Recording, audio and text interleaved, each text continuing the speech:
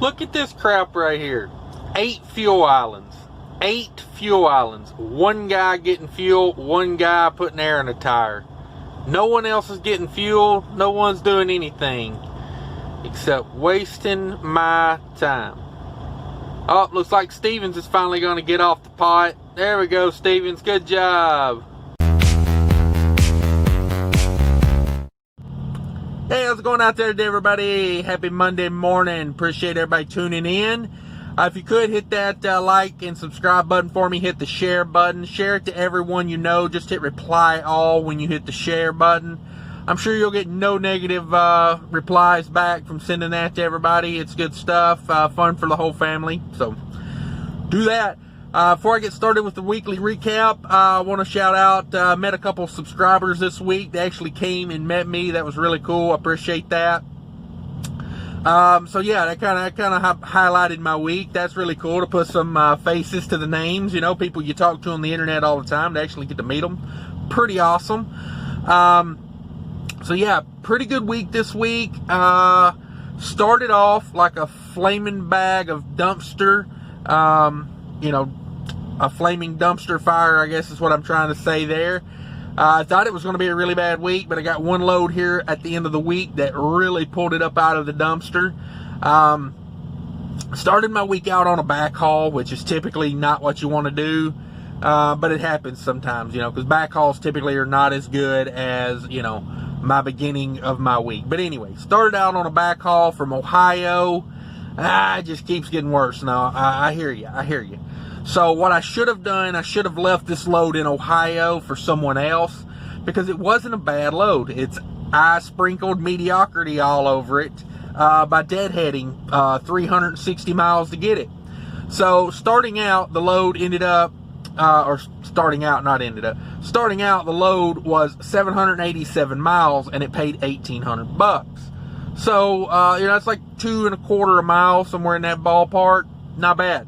But then I didn't want to, what my options were, I was in Pennsylvania, like Harrisburg.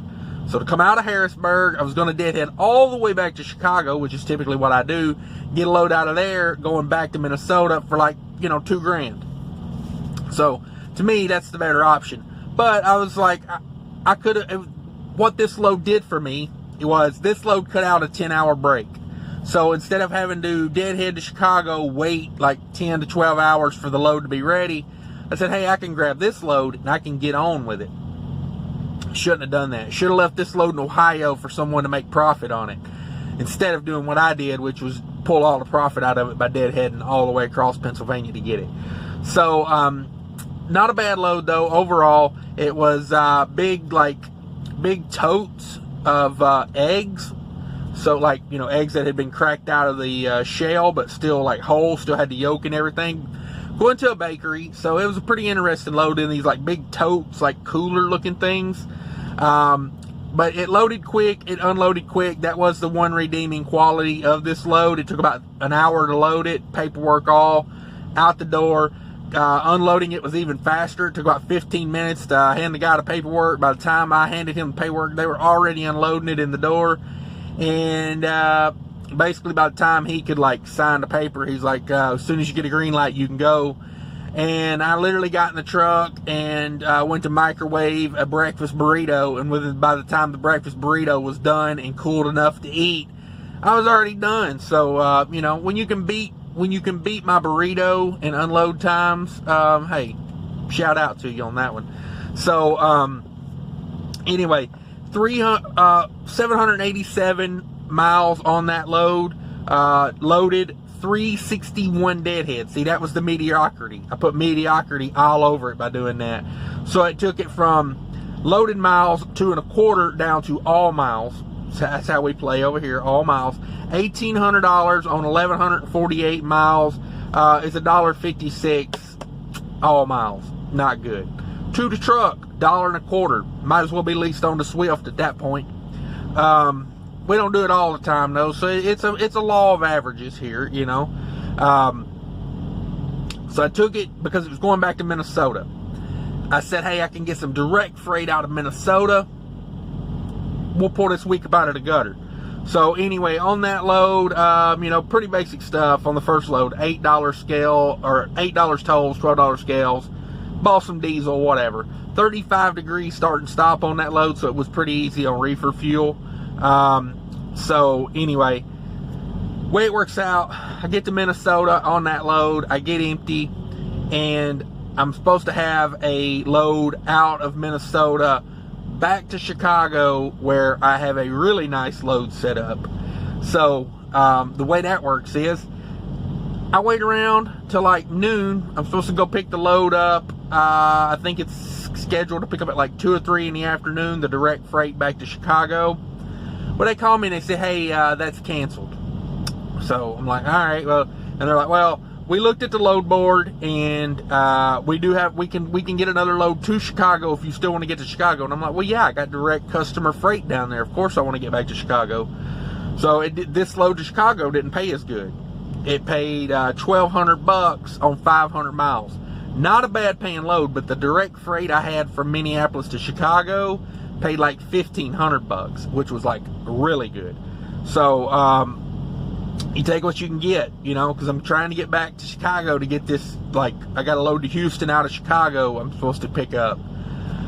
So I grabbed this load, load of chicken, heavy load, 42,000 pounds, 20 degree continuous. I had about a 50-mile deadhead to get that, about a 450 loaded, so 500 miles. It was a little less than that, but, you know, we'll round it to 500. So, you know, that's $2.40 a mile to the carrier. That's $1.92 a mile to the truck. It's not a horrible rate to run from Minneapolis to Chicago, especially when I've got a load. The load from Chicago to Houston was paying $37.50, and that's like 1,100 miles. So that was going to be a really, really good load.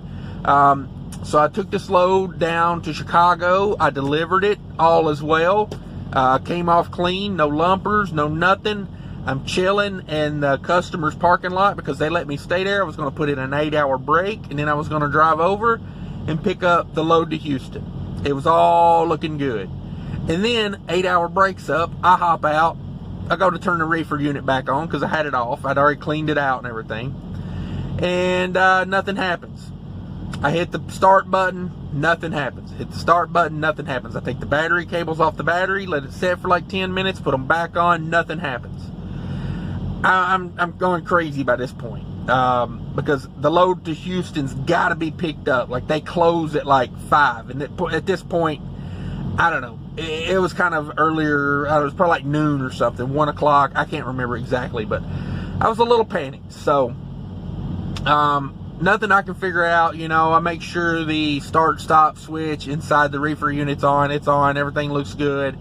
Just will not respond. I keep hitting power. Nothing happens. So there's a Thermo King like 10 miles away. I shoot down to Thermo King. I get to Thermo King. I hit the on button, and the dang thing fires right up. Like it never even happened. So I'm like, okay, great. So I call about the Chicago load, what I already called and told them I was having trouble with the reefer unit, and I was going to get it looked at. So they gave that load to someone else because they didn't want to risk losing a customer load. So great. Now I've took a lower paying load to Chicago to get to a load that the reefer unit has kind of, you know, screwed me out of getting. So at this point, I'm pretty bummed about it. Funny, the guy at the Thermo King, you know, I didn't tell him that the reefer had started in the parking lot. So he comes out there and he's like, yeah, it was loose battery cables. I tightened them up. It fired right up, you know. And I'm just like, I wonder if he realizes that I know he's lying, because it wasn't loose battery cables. That's what he said it was, you know, so they could collect their little fee, do whatever. But it's like, I didn't argue it with him because, you know, I'm not that type of person. He knows that I know, and I know he knows, you know, and that's not a Japanese samurai warrior name. He know, I know, he know. But anyway, I definitely knew it wasn't what he said it was. So I'm just, you know, I take the reefer, I go on. I was looking at some loads, had a load offer from to Pennsylvania that was paying good. The company called me and said, hey, we seen some loads out of Lansing. We can grab you one of those back to Fargo. All paying good. So I wasn't too bummed about the load I lost out of Chicago to Houston. So I'm kind of debating on what I'm going to do, and they call me back and they say, hey, direct customer load just came in out of the same exact place we were talking about before, or the one you was going to get them out of Houston. This one pick, one drop, straight to Atlanta. Got to be there Monday morning. I'm like, all right, yeah, sounds like a plan. What's it paying? And then they hit me with it. It's paying $3,000. And I'm like, well, why didn't you give me that one in the first place? You know what I mean? Loaded miles, 680 loaded miles on that, 39 mile empty. Let's call it 720 total miles. You know, I didn't do the math on it, but I can tell you 720 at $3,000. All miles were over $4 a mile. Just the loaded miles, the 680 loaded was like $4.41 a mile. Yeah, loving it. 41,000 pounds. It is heavy, and it was 33 degrees start and stop. So I put reefer fuel in Saturday morning, and then I stopped on Sunday afternoon to refill it, and it took $6 of reefer fuel. So that load saved the week, honestly, because the first two, the middle load from Minnesota to Chicago, I'd run that all day. Wouldn't even complain. $1,200 on 500 miles. I mean, it's heavy, but it's straight through. It's one pick, it's one drop. It loaded in about 2 hours. It unloaded in like an hour.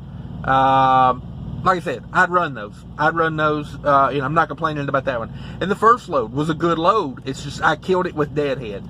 You know, sometimes you do that as an owner-operator. You kill a load with deadhead. But overall, like I said, good week. You know, I definitely see reefer rates are up right now, so that is a plus. I'm gonna see how far I can knock somebody's head off coming out of Atlanta in the morning. I don't think it's going to be great. It's not going to be like a Friday afternoon, you know, $4.40 a mile. It's Atlanta. It's Monday. It's probably not going to be that great. But we do got some bad weather coming up the coast. So I'm thinking I might shoot over to the coast, because sometimes you play that angle of bad weather pays money, you know, and I'm not trying to be mean to the people with bad weather. But at the end of the day, drivers leave a certain area because of bad weather.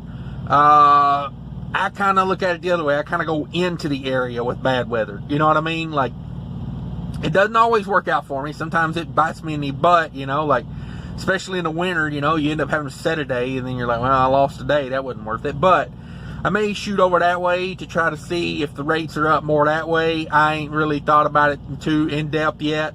I spent the night at my mom's last night. So, you know, I wasn't even paying attention to what was going on with freight last night. I looked at it a little bit Friday. So, you know, we'll see what it is in the morning.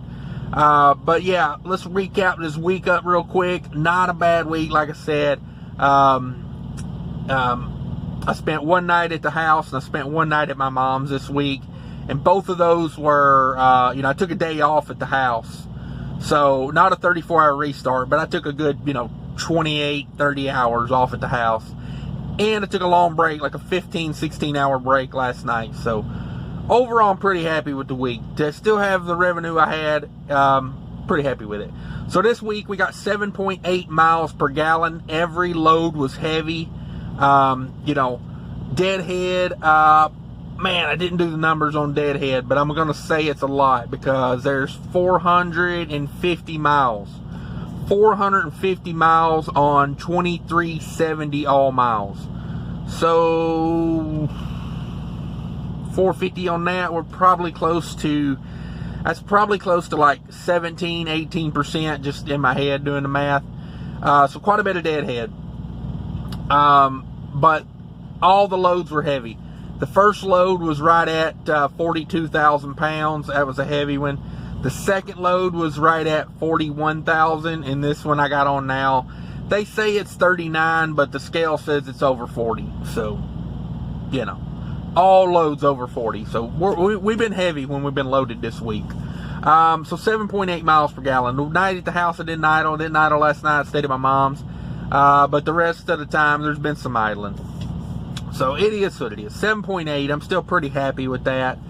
I got to get an air filter for this truck. You know, I've just put 50,000 miles on this truck, so I need to get an air filter. I think that could be affecting me some. But anyway, 2,370 total miles for the week. Like I said, about 450 deadhead on that.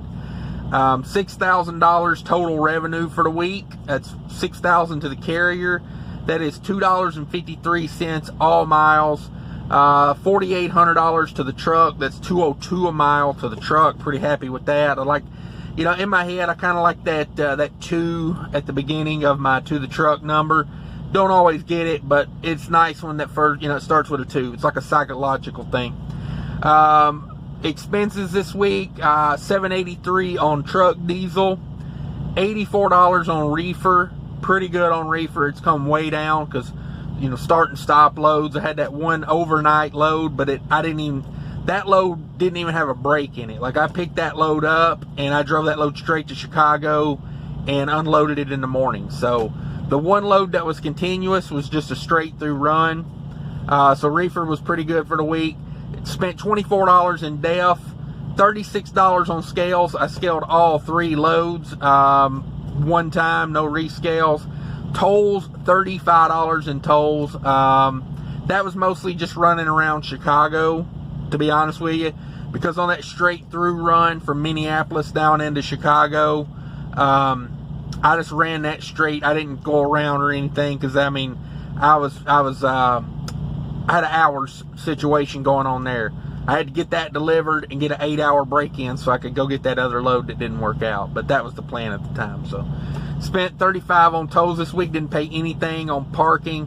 I spent $962 total variable costs this week. $4,800 to the truck minus the $962 variable costs. That leaves me $3,838 to do what I got to do with. And that's where we're at, guys. Like I said, not a bad week. You know, to turn $6,000 on 2,370 miles, not bad. $250 a mile, all miles to the carrier. So gives you an idea where you can be. But I appreciate everybody tuning in. I'm going to hop off here. It's about my bedtime. I'm fixing to run in and get a shower. I'm filming this on Sunday night for a Monday morning release. So, yeah, this day is done. I appreciate everybody tuning in. And until later, take care of each other out there.